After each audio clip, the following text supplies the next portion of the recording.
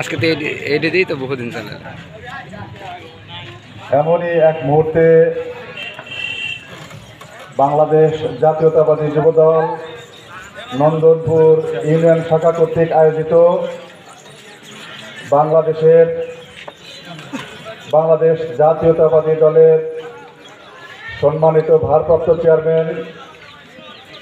যেই কর্মসূচি দিয়েছিলেন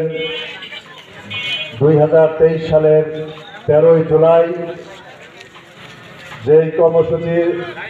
রাষ্ট্র কাঠামো পরিবর্তনের কর্মসূচি, আমাদের দলের ভারপ্রাপ্ত চেয়ারম্যান সুদূর 8000 কিলোমিটার দূরে থেকেও বাংলাদেশ জাতীয়তাবাদী দল তথা এদেশের মা মাটি মানুষের কথা বিবেচনা করে যেই রাষ্ট্র কাঠামো সংস্কারের প্রস্তাবনা উত্থাপন করেছিলেন, এই 31 দফা রাষ্ট্র কাঠামোর এই সংস্কার উনি কিন্তু একলা এবং শুধু বিএনপির তরফ থেকে নয়, বাংলাদেশে আপনারা জানেন বিগত 18 বছর ধরে স্বৈরাচারী ফ্যাসিবাদী খুনি হাসিনা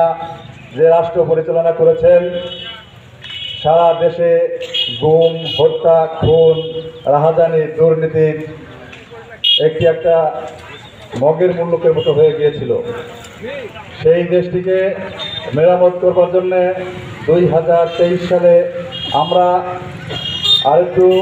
পিছন থেকে যদি বলি, 2014 সালের তথাকথিত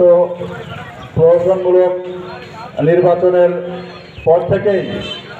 লাগাতার আন্দোলনের মধ্যে ছিলাম আমরা। একটা বিশেষ মুহূর্তে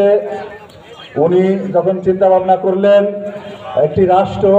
একটি দেশ এইভাবে আদানের জন্য একটু সময় নিচ্ছি।